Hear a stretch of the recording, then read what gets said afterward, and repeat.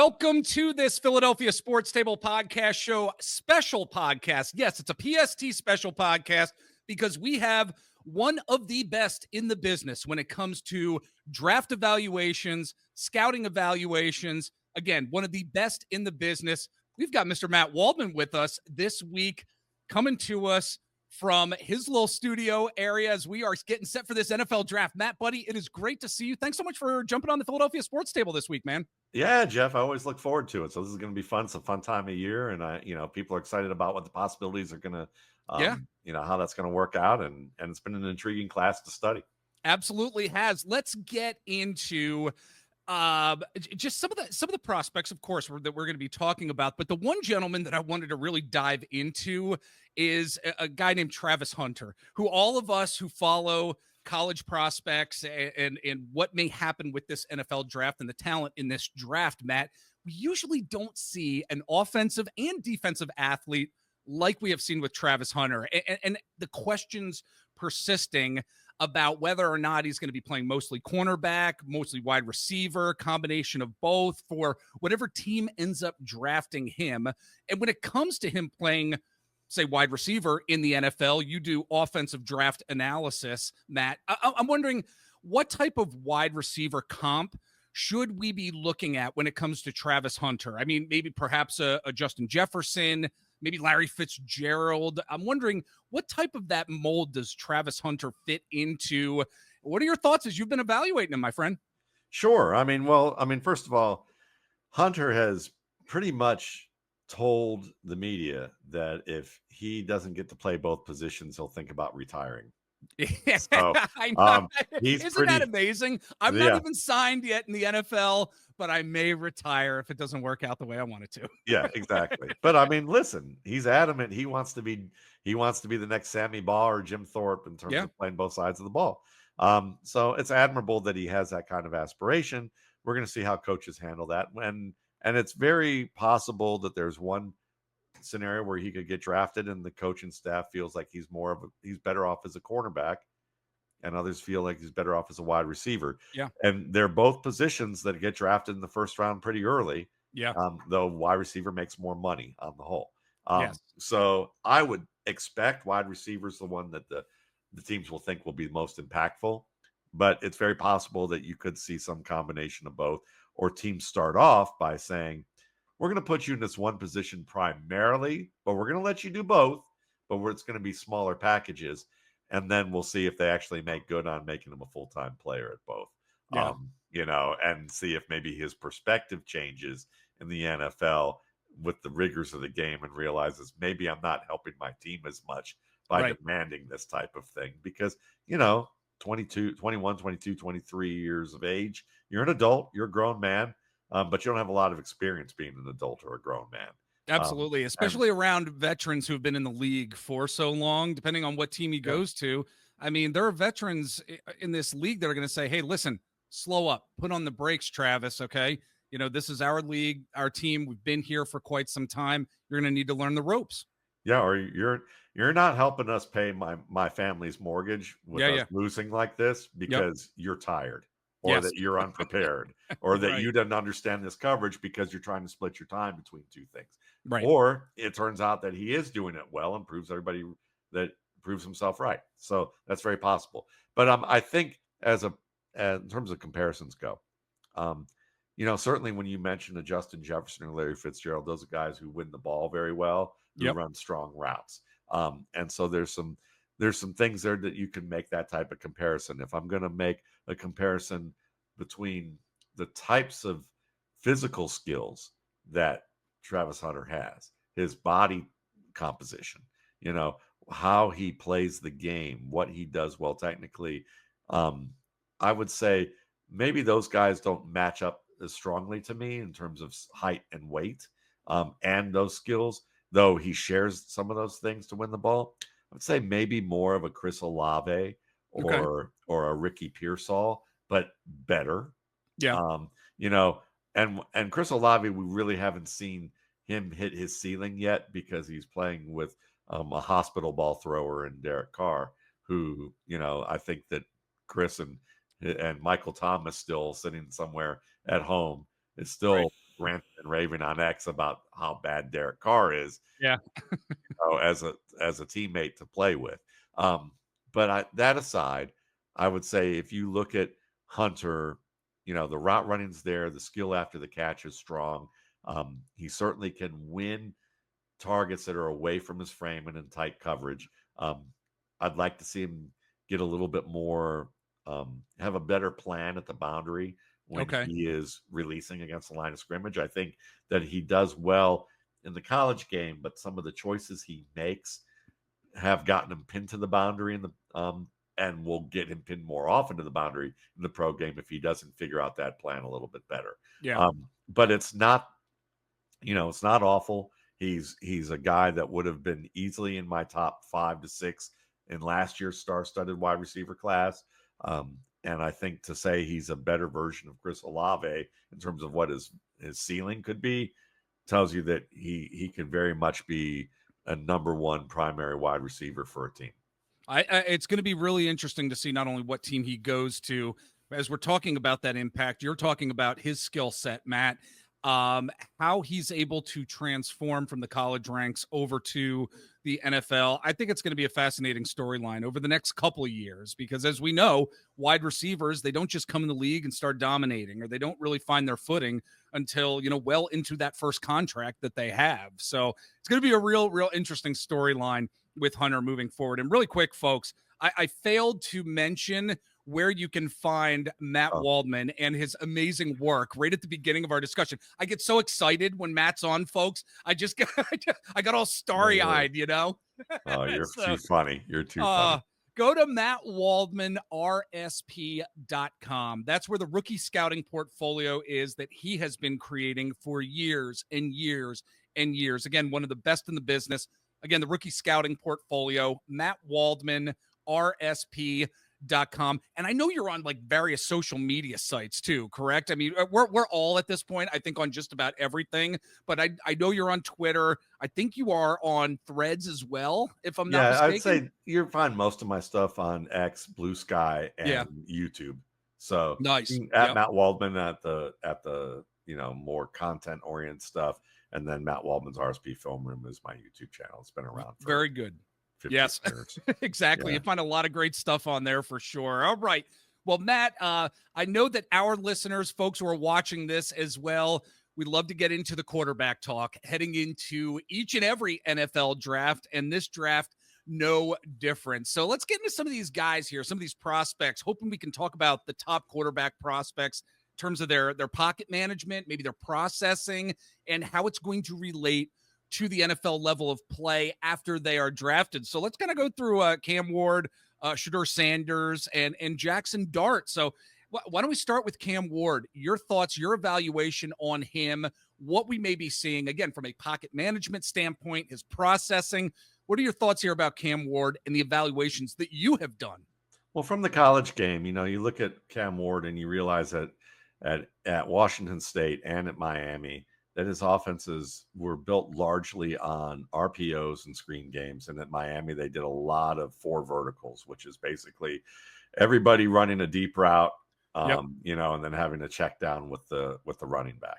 Okay, which encourages a lot of off script type of play. And he excels off script. He's Yeah. quick. He's dynamic. He's someone that can throw on the move. He can create plays. He sees the field pretty well when it's in a broken situation like that, and takes appropriate chances and appropriate risks. When there's an early play that opens up, he can finish his drop and deliver the ball downfield and be pretty accurate in the intermediate and deep range on that level. When he has to slide to one side or the other, he does a pretty good job of that. His feet are very good in terms of being able to stay in a position to throw the football with a reasonable amount of accuracy. What I have concerns about with Cam Ward is what you project down the line. Is when you watch his drop patterns. Occasionally you'll see like a 5-step rollout or 7-step rollout by design, and the feet are fluid and able to handle that. But when you're rolling out, you're never really having a termination point Yeah. to Yeah. set up and then throw. So when you watch him with drops that have a termination point, they're really fragmented. He like his 3 steps drops isn't fluid. It's like he takes 1 step and then another 2, and Right, then, right. or it's not like 1, 2, 3. Right. It's like 1, 2, 3, or 1, 2, 3, Right. or 1, 2, 3, or it's just the rhythm is off, and you see that with 3 and 5 step drops. And why is that important? Because when you start playing in offenses that have more timing routes, and they want you to get that ball out exactly at the top of your drop, or to be able to make a second read after the top of that drop. And if you don't have a defined rhythm or timing with that, that can really screw up how you're reading the field. Yeah. And so that can become a problem, especially if you're not well practiced with it. I'm going to give you an example of last year where a player who had good drops at USC and even at Arkansas was Caleb Williams. Right. But when you look at his offense under Shane Waldron at that time, there were some isolated plays that they ran routinely where Shane Waldron in the playbook didn't have prescribed drops. So Caleb Williams, it was just like, just get back there and assess and throw. Right. Problem with that is maybe he should have used a 2-step drop or a punch drop, or maybe he should have been a 3-step drop. Maybe he should have even been a 5-step drop. And if you don't know from time to time what the drop should be, and you're trying to figure it out, you're not on the same page with your receivers with the timing you need, especially in tight man coverage, and those plays don't work. And And you end also, up does that looking really? inaccurate. Yeah, yeah. And doesn't that affect the foundations then of the overall It, pocket management? it affects everything because your Yeah. timing's off. So now Yeah. you don't know how long you should have waited. Are you too late? If you're late to a quick slant, and that's your first read, and you're late for that, now are you waiting for a second window? Right. Now and then because you're not so certain about what your timing was, when somebody gets immediate pressure, you're not handling it as well. Right. When they fixed that with Caleb Williams and they got rid of that coach, Thomas Brown came in there and they just like simplified it and let him, and he knew what his drops were. He went from being his like production went to being borderline elite for the year compared to other quarterbacks because he knew what he was supposed to do. So Yeah. Ward may have that problem. I think he's a dynamic player, but if you see him struggle a lot early on, it's going to be because suddenly he's going to be expected to do things off of a level of timing that he can't do, and then he's just going to look good as kind of a playground, unstructured, off script guy, and he's going to be more up and down as a scripted guy when it's not a schemed up play like a play action throwback or an Right. RPO or some sort of screen or something where there's only one target and he's doing a lot of things to set up that one target. But when it's a timing based 3-4 progression, 3-step, 5-step drop deal, it might be a little more inconsistent than it was there. But I think he can grow into being a good player. But that's the hurdle to watch. Shedeur Okay. Sanders, Yeah. you watch Shedeur Sanders, and he's probably the safest of the early round quarterbacks that are projected to go at that Okay. range. And the reason is that he's got decent feet, 3-step, 5-step, 7-step drops. He's certainly one that reads the defense pretty well. Things that he misses are things that most young players who are good prospects miss. And he tends to also find ways to not make the same mistake twice. Right. So he's good at being able to correct something that the defense disguised and he missed, and they try it again, and he's like, "No, I'm not fooled." So that's good. He can move around the pocket reasonably well, but he's not a Cam Ward or Jackson Milroe type of mover. He's or Jason. Jackson Dart. Yeah, Jackson Dart, but more Yeah. thinking about Milroe. Milroe. Yeah. Milroe's he's not that dynamic. He's more of a Geno Smith, Baker Mayfield, Tua Tagovailoa type of mover, someone that can avoid the first point of pressure, maybe avoid 2 points of pressure, either in succession or if they're both coming from one side of the field. He can do that, but he's not going to do things that are so dynamic that you're going to consistently see it at a level that you saw it at Colorado. He's right. good. Baker Mayfield did a lot of stuff at Texas A&M and in Oklahoma where you're like, oh, look at him move and scramble and do all that stuff. And you think he's like the next Russell Wilson. Right. And then you realize in Cleveland with a good offensive line that he still wasn't that great of a right. mover. He's a Yep. chain mover who can make a couple people miss. That's fine. But he had to acclimate to that and oftentimes made mistakes because he didn't understand that maybe the NFL, a 320-pound defensive tackle was quicker than he was. Right. And I think that Shador may have to make that acclimation. Um, Okay. but from that standpoint, the arm's good enough, the mobility's good enough, the play reading has potential there.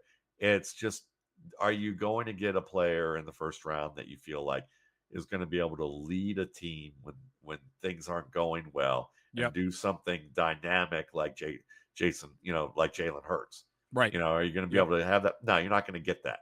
But if the team's great, can he give you what Matt Ryan gave you?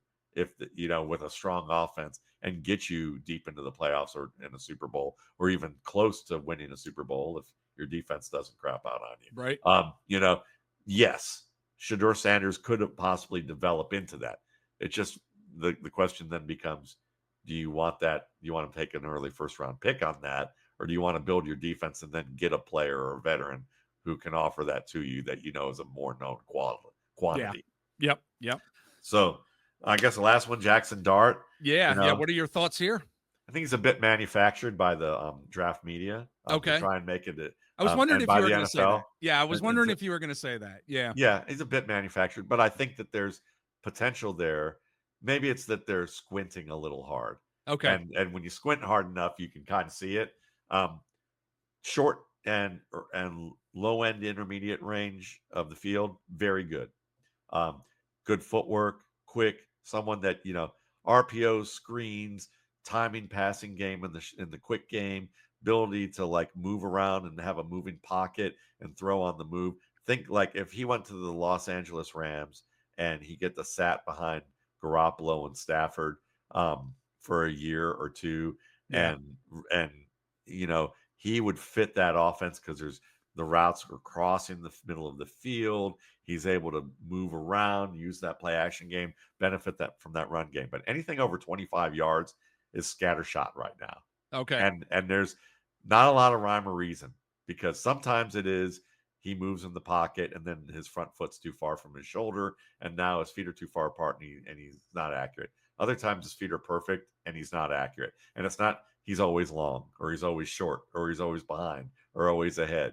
It's different every time. Right. And that's Okay. a little scary. Yeah. So I think there's potential there for him to be a starter, but pumping him up to this early of a round is, how the NFL looks at this because they have a 38% hit rate and they have a very old school mentality that is like, Bill Polian was a great GM. Bill Polian's ability to stay evolved with the game was not so strong as evidenced with his view of that Lamar Jackson was a running back. Right. Okay. But from people I talk to, they say probably at least 60% of the NFL still sees it this way. Now the other Interesting. 40% has Yeah. embraced a very different point of view. Right. But the other 60% is like, It's oh, amazing. Jalen Hurts, not really a quarterback. We want the big, doughy looking dude with the square jaw, but like he's kind of got, if he can move, it's a bonus. But if he can Right. speak at my country club without Yep. the old people wrinkling their nose and Yep. Karen's telling them to get out, then maybe it's a different story. But and I think a lot of that is is an unconscious bias Yep. that you see with people in corporate America who experience the same things. But Dart is kind of he looks like he could be something good. Then Right. they're going to pour their own resources into that where someone may be more qualified, but they like that he's, it's like I knew someone who didn't get a job at first because the boss liked the English guy who had that accent, and then they ended up hiring her, and she was great, but Yeah. then she ended up leaving for a better job, and then they hired that guy, and he's lame, Right. but Right. the optics were like there, Right. I mean the qualifications all look good on the bullet points, the school and all that, but Yep. when you looked at experience, you looked at what they actually had to do, the the other person blew the Englishman out of the water. Okay. Yep. So it's like Dart's kind of like that Englishman with a lot of the bullet points, but maybe how you actually process information things that you can't really teach Yeah. aren't completely there. And so in the right system, I think he can be good, kind of like Jimmy Garoppolo. In the right system, he could be good enough, but could he get to that next level, or is he gonna need a pair of Depends in the playoffs on 4th and 7? Right. When he's got to do something and the things are going down and he completely short circuits. Right. And that's Jimmy Garoppolo. He was Right. always that way. Right. Yep. So you know, Pair of Dart, Depends. I love Dart, it. yeah, Dart. We'll see. Maybe he gets there. Okay, sounds good. Well, folks, we are going to take a real quick break, and then when we come back, we're going to get into some running back talk and some tight end talk as well with Matt. Stick with us. We'll be back in just a bit. All right, we are back again with Matt Waldman from the Rookie Scouting Portfolio. Matt Waldman, RSP.com. He's on a ton of social media sites at Matt Waldman. Search him out. Great, great work. And Matt, as we're moving along with our conversation here, want to get into the running back position. It's something we've been talking about, of course, a lot over the years that you've been coming on this podcast. Last year when you were on the show, we talked about how running back has been a bit, quote, devalued over the years in terms of the NFL draft. But then we see established players in the league like Saquon Barkley and Derrick Henry really doing magnificent things on the football field and are really a key cog within their particular offense. I mean, we've got in this upcoming draft, Ashton Jonty. He may be one of those very special running backs of the future. Amarian Hampton and Travion Henderson are also very good running backs coming out of this draft as well. Do you see the majority of these running backs falling to perhaps maybe second round or, day 2 of the draft based on where the value of the running back position is, or has the running back drafting philosophy maybe altered a bit because of these veterans in Saquon Barkley and Derrick Henry and some others around the NFL who are doing really good things for their offenses around the league? What are your thoughts here? Yeah, I doubt it, because I think one of the things we Okay. talked about last year is that while they've been devalued, what we're seeing is that there is a shift in how running backs are being used, and what you'll see is that they're devalued from a standpoint of cost because Yeah. there's a glut of talent. Yep. Okay, it's not that there are certain top talents that when you match with a team that wants to run the ball against these defenses spread out, who have been trying to put a governor over spread offenses, because Yeah. that's what happened. You had Yeah. spread offenses. Chip Kelly came in, started to spread things out. Then teams started to follow suit, and eventually the arms race came to the point where you had Patrick Mahomes throwing the ball over everybody's head and all over the field, and defenses in college were experiencing this first, and they started recruiting players and using them at linebacker who used to be like safeties, and you have smaller, quicker, faster defenders who could cover sideline to sideline. But then defenses in the NFL started getting those types of players, and they decided we're going to stop the passing game, at Right. least the vertical passing game. Yeah. We're going to play a lot of umbrella coverages. And so now, which is what I've been talking about for years, is like once that happens, you're going to see more teams go, well, now we can run gap plays again, which is pulling guards, toss plays, plays where it's set up to one crease and all the resources that you marshal on the offensive line and in the backfield as blockers are to hit one crease, and you can overpower these smaller defenders. Philadelphia Eagles do it very well. Exactly. They did it so well with DeAndre Swift, who I would tell Yes. you needed a compass attached to his hind part sometimes to actually Yes. find creases between the tackles. Right. But when Jalen Hurts occupies 1 to 3 defenders in the box, Yeah. and you have fewer of them to deal with, you get much more straightforward creases. And Swift is great in the open field. He's a good enough pass catcher. Between the tackles type of runner, he is not. Saquon Barkley, I've been saying since last year on my shows that the Saquon Barkley revenge tour is coming to Philadelphia. Yeah. Like that's, and then my co-host was saying, we were talking about Derrick Henry and say nothing's wrong with Derrick Henry except Right. that he plays for the Titans. Okay. Right. There's Exactly. the speed and the burst is still there, and we're gonna wish cast him going to Baltimore. Right. Okay. And that's what we saw. Okay. Yep. So when you have rare talents like that, it's wise to use them in the way that you can. The problem is that there are a lot of good talents. So running back is a lot like a Hollywood casting call where you widen the net and you say, I want all lead actors between the age of 35 and 75. Right. Okay. Or 80 at this point, Right. probably. So you could probably have Jack Nicholson probably in there, Right. but you Right. can still have like Tom Hardy, you know? Yes. So it's Yep. like, and Brad Pitt and whoever in between, whatever your flavor of what you're looking for, Right. Benedict Cumberbatch, all of that, Right. so you can go in a wide range of things, and the NFL knows that. So why are they going to spend a first round or second round pick on someone unless it's a perfect fit and they Right. think that he's a special player or a player who can ignite their offense? Like the Lions, they looked at Swift and said, "We got Swift, but Yeah. we think that Jahmyr Gibbs can actually has a compass between the tackles, and we got David Montgomery. We want to do a 1-2 punch. We already built our line. It's Right. really strong. Yeah, we're going to trade Swift away. The Eagles want a little bit of that. Sure, good for Right. us, and then they do that, and that works. So this year, I would say Ashton Genty is probably that guy who has the best chance of elevating an offense as an early round pick. Um, Okay. he's got great run stamina. That's what I talk about a lot. In that, when you look at the great running backs in history, and I would even say that LaShawn McCoy would qualify in that regard as Right. as a great running back in his peak. LaShawn McCoy, Jamal Charles, Barry Sanders, LaDainian Tomlinson, um, Jim Brown, Walter Payton, Earl Campbell, Marshawn Lynch, I would put Yeah. in this category. Yeah. Okay, Adrian Peterson. They're very different backs.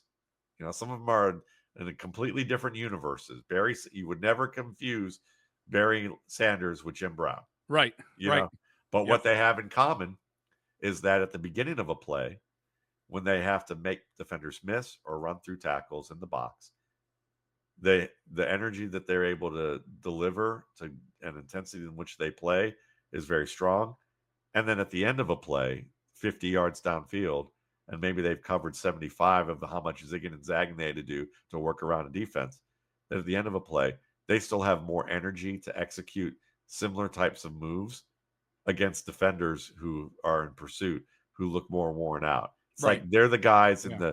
in the late rounds of a boxing match who are out punching and still have more energy and have more power um, than their opponent. Right. And Ashton Genty has that. Yeah. He has that run stamina, and he can do it on his 18th carry, his 20th carry. He can do it on his 18th carry on his second run of 50 yards in the game or his fourth run of 50 yards in a game, and he's still shedding guys in ways that you go, he still has the energy to do that. It's like watching, Marshawn Lynch's Beastquake runs Right. against the Saints and against Arizona.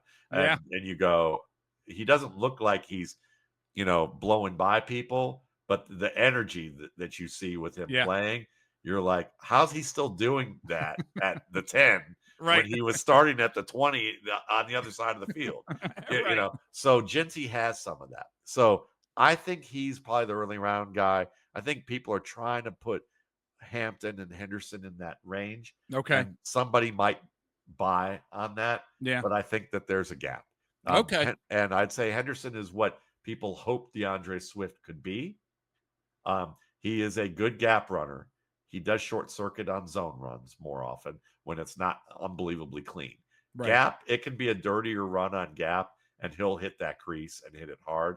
But if there's a lot of penetration in the backfield, his game short circuits. But you want him in open space. You're going to try and get him there, and he's going to do great work in open space and in gap. So if he's running mostly gap, you've got yourself what people hope DeAndre Swift could become, and that's really good. Yep. Hampton's got power. He's got top end speed. It takes him a little longer to get to top end speed. He gets blown up as a pass protector, even though the people who count how many times he was successful, that's great. But when he faces real NFL level of competition, people who actually know how to legitimately use their hands, legitimately know how to set up a defender when they're coming down the chute between the guard and the center, Yeah. and Omarion Hampton drops his head because he thinks maybe that third eye on the top of his helmet has 2015 vision. Right. You know, he realizes that there's something covering up that eye, and the defenders go, "Oh, you're just telling me that you're telling me what you're doing right now. Right. Let me work Yep. around you. Let me grab your pads and throw you to the ground. Let me can you like you're a center on a kickoff, on a Right. kick. Right. I mean, they're going to do all of that to him if he doesn't fix that. So it's not unalterable. He can fix his Mhm. stuff, but Yeah. he might be a guy that needs a better fit early on to for people to go, oh, he's going to be good. Right. But if you put him in an offense and say you're the man and we expect you to do all that stuff, they might be looking for a veteran early on. I got you. All right. Sounds good. Great running back talk here. And these prospects are going to be interesting to follow in terms of their journey in the NFL for sure. Matt, before we get to our next break here, I wanted to dive into the tight end position with you. And I coming from this, of course, as an Eagles fan, someone who follows this Eagles team, and they may be looking to draft their tight end of the future due to the situation with Dallas Goedert. It's doubtful they're going to use their first pick of the draft on a tight end, at least in my opinion. Who knows? Howie Roseman and company could surprise me, but they may be looking at some talent on day 2, perhaps. Are there any tight ends that you can really see making a seamless transition to the NFL that maybe are day 2 prospects? What are your thoughts here? Yeah, if we say seamless, meaning that they need a year or two to Yeah, become yeah. what they can become, then Yep. absolutely. And I'd say Mason Taylor heads that list. I think I honestly think he's not far off from being the top tight end on this board. Okay. All right. And the reason being is that he is very smooth as a route runner. He can run all the routes that you'd want him to run at the tight end position. He is excellent at the catch point. He can work. He has a strong catch radius in a variety of directions, even thrown against his breaks. He can win against tight coverage. He can win against hard hits. He breaks tackles, makes people miss in the open field. And on top of that, he actually understands how to punch as a blocker. He Yeah. understands how to earn position and sustain against defenders that he's capable of handling physically at his size, which is 6'5", 251. So, if he gains a little bit more weight, you want him to do that. I look at him as kind of a better blocking Mark Andrews. That's Okay. what he could develop into. Maybe you could say that's Dallas Goedert, Yeah. Yeah. and just Dallas Goedert just isn't used like Mark Andrews, Right. but Right. could very possibly be that. So I would argue that he's that guy. If you're looking more of a flavor for, you want more of a Sam Laporta type for your offense, because maybe you're the Eagles and you're thinking, we're pretty confident in what we have at our offensive line, so we don't need a block as much blocking skill on that. Harold Fannin is very much, in a lot of ways, athletically a carbon copy of Sam Laporta and a Okay. good pass catcher. So that's not a bad one there. And then if you're going to look a little bit deeper, if you're looking more for maybe a bargain version of Mason Thomas, maybe Mason Taylor, maybe you're looking at Thomas Fidone of Nebraska. He's 6'5", 243, but he lost that weight for the combine, I think, to run faster, which he did. Yeah. He's got the acceleration and quickness that it shows up on tape when he probably played closer to 260. So he's a tight end that can be one of two things, depending on how the coaches want him to be. They say, look, Tom, add that muscle back, gain that weight. We want you in line a little more. You're Yeah. going to be more of an underneath type of guy. Then he could be maybe a middle class Pat Fryermuth. Okay. Okay. Yeah. And that's pretty good. He can run after the catch, really good hands. I mean, this is a good all around back. But if they say, you know what, we're drafting you earlier, 3rd round, 4th round, because we have a plan for you and we want you to succeed, Dallas, but we're going to use you more as a receiver up the seam, things like that. Then he won't be Dallas, but he could be more of a middle class Zach Ertz. Okay. And those are the comps that I gave to Fidone. So he's probably an interesting guy in that area of the field. Pretty sure the Philadelphia Eagles folks are going to be drafting a tight end. When and where remains to be seen, but great information from Matt here on the tight end position. We're going to take another quick break here, folks, and we will be back with our final segment, just about some under-the-radar players in this NFL draft. Matt is going to dive into it with us. Let's take that break now. We'll be back in just a bit. All right, we are back again with Matt Waldman from the Rookie Scouting Portfolio, MattWaldmanRSP.com, and at Matt Waldman on various social media sites. And as we're concluding things here, Matt, wanted to talk about, as we do every year, the under the radar prospects that we really should be keeping our eyes on, those diamonds in the rough. You and I, we talk about these gentlemen and draft prospects every year. Do you have a few players, Matt, that you're going to be honing in on that really fit into this under the radar mold here? What are your thoughts, buddy? Sure, there's a lot of them. We start at quarterback, and I would say that Jalen Milroe, even though he's been invited to the draft early, there's a possibility he'll probably slide to the second or third round. Right. And maybe there's a team that loves him enough to make him a first round player. Now, if you ask me, based on that I think the NFL should be looking at quarterbacks, and what that means is that they should have a better idea of what processing actually is rather than have a test that does Right. it, and may not be, and still may need some time. And I think S2 will get better at what they do. But I would say that processing isn't whiteboard and test taking information. It's really about how quickly and confidently you react and act on information. Okay. Alex Smith had a very fast processor in terms of seeing what he needed to do, but he was more like an economist on saying, oh, that's a data point. Let me wait for a few more data points before I actually act on it. Right. And that was the problem with his career, is that he saw it fast, but didn't confidently react to it. Whereas Patrick Mahomes sees it fast and acts instantaneously to it. Brock Purdy sees it fast, instantaneously reacts to it. Late round guy. Or Joe Burrow sees it fast, instantaneously reacts to it. That's the difference. So, Jalen Milroe has that. Okay. He has that in his game. Yeah. Not only does he have it, he can integrate it into situations where pressure's coming and pushing the pocket into his lap, and he can make those quiet-footed movements to just keep his eyes downfield and make a small adjustment and throw the ball accurately while manipulating defenders in the process of doing it on a second read, not a first read. Okay. That tired former player getting paid millions of dollars to like commentate on games. And Yes. I'm not talking about Ross Tucker. Ross is great. Yes, he is. Yep. Chris Spielman. But some of these guys who are like doing commercials and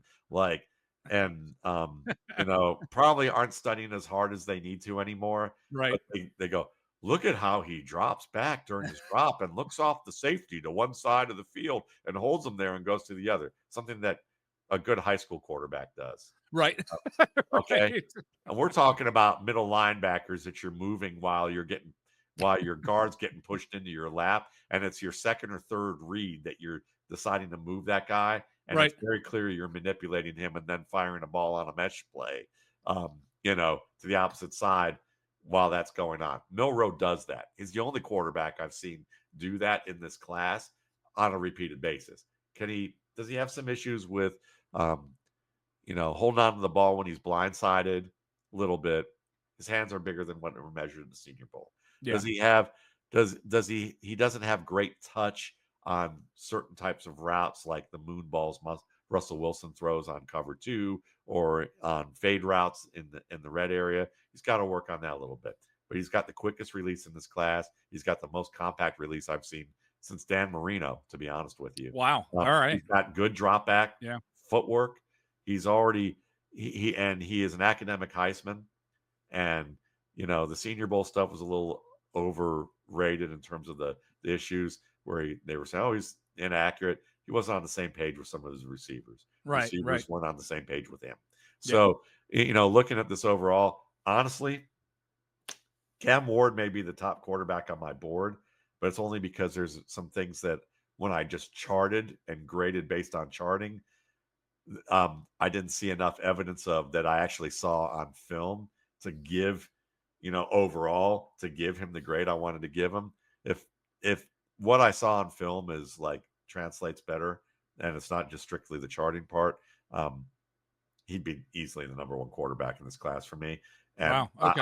I'd honestly say if you're drafting to like give people a year or two and also look towards upside as the a bigger value point, I would subtract 1 to 2 rounds from every player except Jalen Milroe from where they're projected to go, and that's where they should get drafted.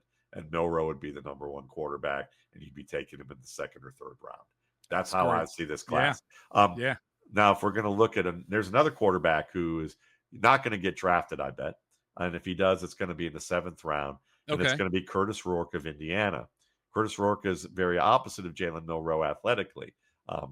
He's a pocket quarterback, but kind of like, a middle class Tom Brady in the sense that he sees and feels the pocket well, feels pressure well, and can move efficiently and then throw the ball with accuracy. And he's got some accuracy downfield and into the opposite hash, and he's someone that can pick apart a defense. And listen, he tore his ACL at Miami of Ohio a couple years ago, and then when and he came back and rehabbed it just fine, and then he went to Indiana a year after that, or the following year after the return, and he tore his ACL in August, and Yeah. nobody knew it. Yeah. Nobody knew it. He led them to a college football playoff game, Yep.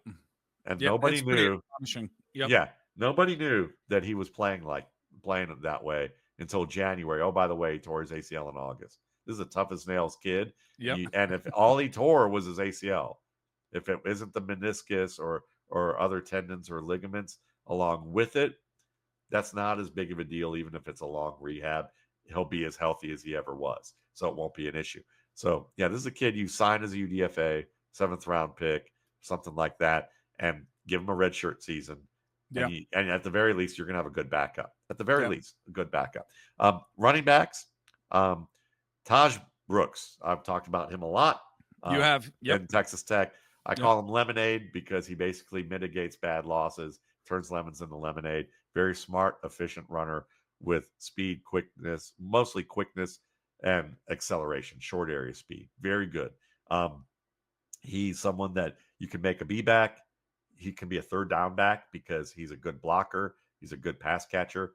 Um, and he's got more speed than you would expect. And he can run through you or run over you. He could be an every down back that you get in the 6th or 7th round. Because a lot of these running backs this year, I would bet you're going to see them go from the 4th round on. You may get 1 or 2 Okay. guys in the first 3 rounds, maybe 3 or 4 in the first 3 rounds if they're a little overzealous.